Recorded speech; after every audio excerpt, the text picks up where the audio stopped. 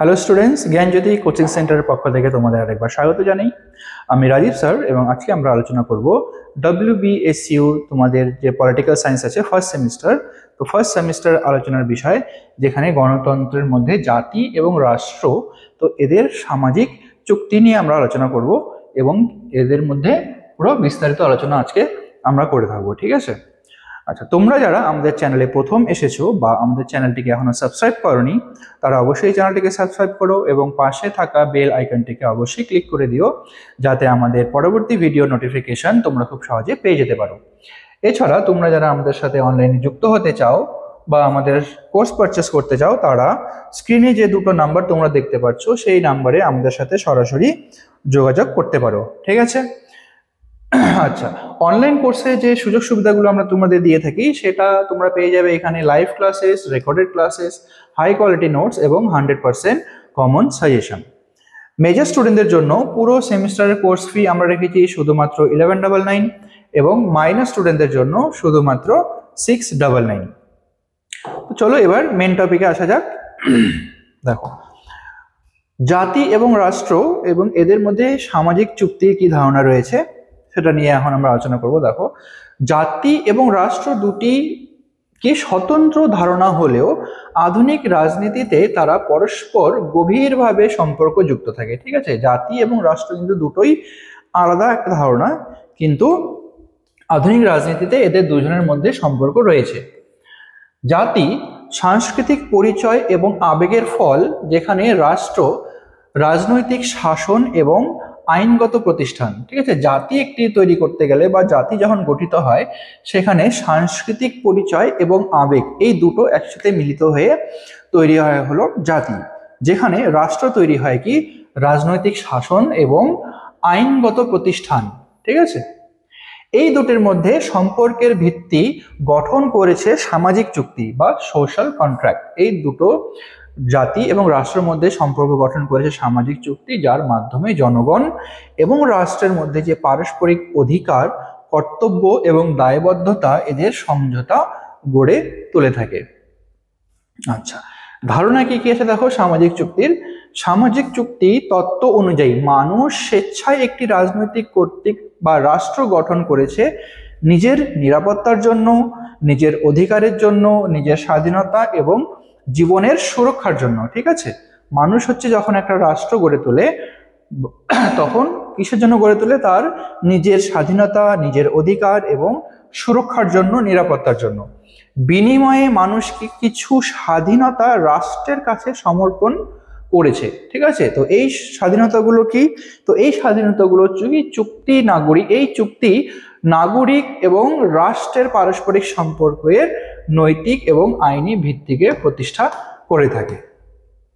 এবার দেখো, জাতি এবং রাষ্ট্রের মধ্যে সামাজিক চুক্তির মূল উপাদানগুলো কি কি আছে। প্রথমে রয়েছে রাষ্ট্র জনগণের নিরাপত্তাকে নিশ্চিত করে। প্রথম উপাদানটা কি? রাষ্ট্র কি করে থাকে? রাষ্ট্র হলো জনগণের নিরাপত্তাকে নিশ্চিত করে। জাতি সরকারের প্রতি সমর্থন দেয় এবং বিনিময়ে কি চায়? বিনিময়ে রাষ্ট্র কি চায়? জীবন, স্বাধীনতা, সম্পত্তি এবং সম্মান রক্ষার দায়িত্ব গ্রহণ করে থাকে। ঠিক আছে? মানুষ হচ্ছে বা জাতি সরকারের প্রতি যখন সমর্থন দিবে, তো সেই ক্ষেত্রে রাষ্ট্র তাদের জন্য কি করে থাকবে?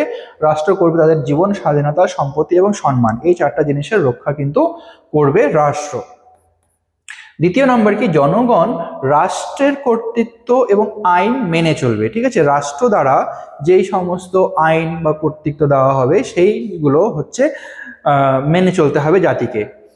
ঠিক আছে? তো জাতি স্বীকার করে যে কি আইন মান্য করা, কর প্রদান করা, সামাজিক শৃঙ্খলা রক্ষা করা তাদের দায়িত্ব, এবং অর্থাৎ রাষ্ট্রের শাসনকে বৈধতা দেয় হলো কি জনগণ। আচ্ছা, পরবর্তী নম্বরে আছে হলো রাষ্ট্র জনগণের সার্বিক উন্নয়নের জন্য কাজ করে থাকে। ঠিক আছে? জনগণের সার্বিক উন্নয়নের জন্য কাজ করে থাকবে হলো রাষ্ট্র। রাষ্ট্র জনজীবনের মান উন্নত করার দায়বদ্ধতা থাকে, যেখানে শিক্ষা, স্বাস্থ্য, অর্থনীতি, শাসন এবং অবকাঠামো উন্নয়নের জন্য কিন্তু রাষ্ট্র কাজ করে থাকে।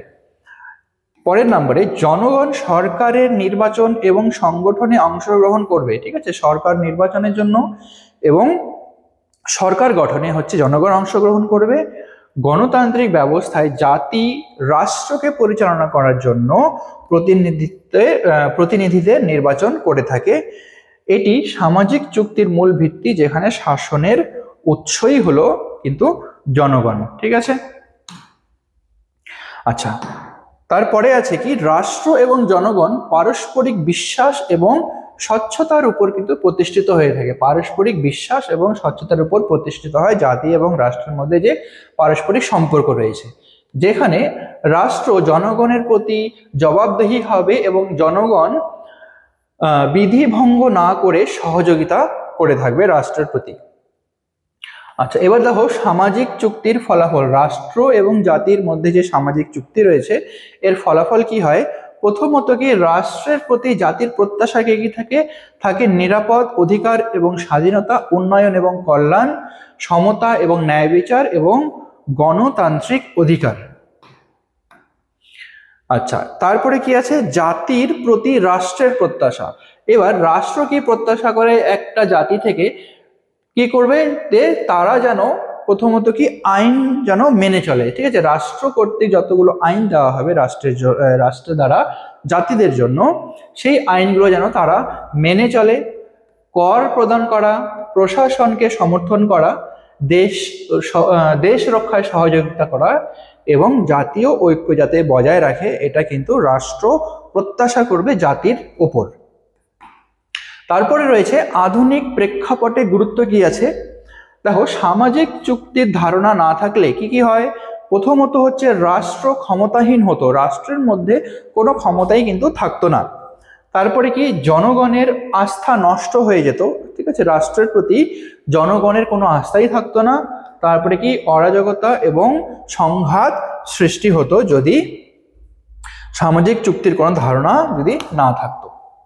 এরপরে কি আছে, সামাজিক চুক্তির মাধ্যমে কি কি হয়ে থাকে দেখো, বৈধ সরকার প্রতিষ্ঠিত হয়, মানবাধিকার রক্ষা হয়, জাতীয় সংহতি এবং অর্থনৈতিক এবং রাজনৈতিক স্থিতিশীলতা অর্জিত হয়ে থাকে। আচ্ছা, জাতি এবং রাষ্ট্রের মধ্যে সামাজিক চুক্তি মানব সভ্যতার রাজনৈতিক কাঠামোর ভিত্তি। জনগণ রাষ্ট্রকে বৈধতা প্রদান করে এবং রাষ্ট্র জনগণের অধিকার, মর্যাদা এবং নিরাপত্তা সুনিশ্চিত করে। ঠিক আছে, প্রথমে কি করবে, জনগণ রাষ্ট্রকে বৈধতা প্রদান করবে, মানে মানবে যে রাষ্ট্র যা করছে সবই বৈধ। এর পরিপ্রেক্ষিতে রাষ্ট্র কি করবে, রাষ্ট্র জনগণের সমস্ত ধরনের অধিকার, তারপরে তাদের মর্যাদা এবং তাদের নিরাপত্তা, এই সমস্ত কিছুকে তারা সুনিশ্চিত করবে। অর্থাৎ হলো কি, রাষ্ট্র ছাড়া জাতি অরক্ষিত এবং জাতি ছাড়া রাষ্ট্র হলো কি অর্থহীন। ঠিক আছে, এই পারস্পরিক নির্ভরতা এবং সমঝোতাই হলো আধুনিক রাষ্ট্র ব্যবস্থা, গণতন্ত্র এবং নাগরিক সমাজের মূল ভিত্তি। আচ্ছা, এটা ছিল আজকে আমাদের আলোচনার বিষয়। আশা করি ভিডিওটা তোমাদের ভালো লেগেছে। দেখা হবে তোমাদের সাথে পরবর্তী ভিডিওতে। ততক্ষণ পর্যন্ত ভালো থেকো, সুস্থ থেকো।